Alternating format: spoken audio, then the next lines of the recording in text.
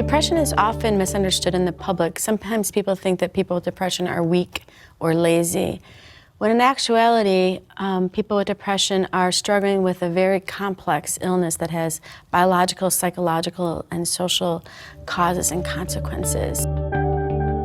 Depression is extremely common.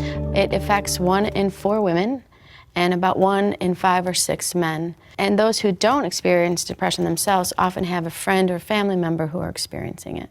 The most commonly experienced symptoms of depression are sad mood and lack of pleasure. People often note sleep changes and energy changes. And almost everybody I've ever interviewed, which would be over 2,000 people with depression, all experience feelings of worthlessness. Almost every single one. Depression is an invisible illness. It's not one that you can see just by looking at somebody. Normal sadness can occur in response to life events. Depression, at least in its later stages, tends to be disconnected from actual life events. So depression and sadness share the sadness, but depression is so much more than just sadness. And as a matter of fact, some people think the worst part of depression is not experiencing pleasure. There's a numbness in how sometimes when people have severe depression feel. Pull yourself up by the bootstraps. You should get yourself out of this. Or things like, your life is great. What do you have to be depressed about? Depression is definitely not related to someone's character or moral shortcomings. And it's really interesting to think that if medication can help people who have these illnesses, how could it really be about their morality? Depression can affect every aspect of a person's life. It can affect their job performance, their family relationships, their divorce rates are higher.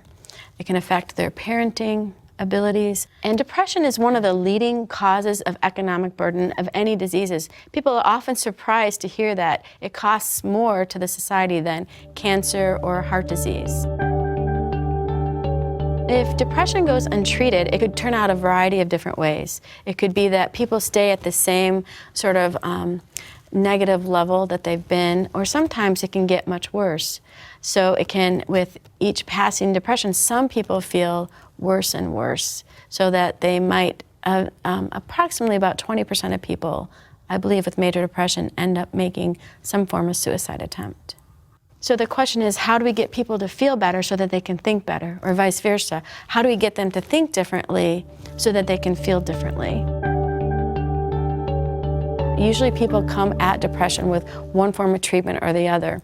They'll either go and get medication, or they'll go get psychotherapy, or they'll do nothing.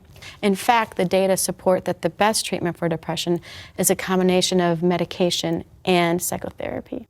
I think there's lots of strategies that people can use in order to try to feel better.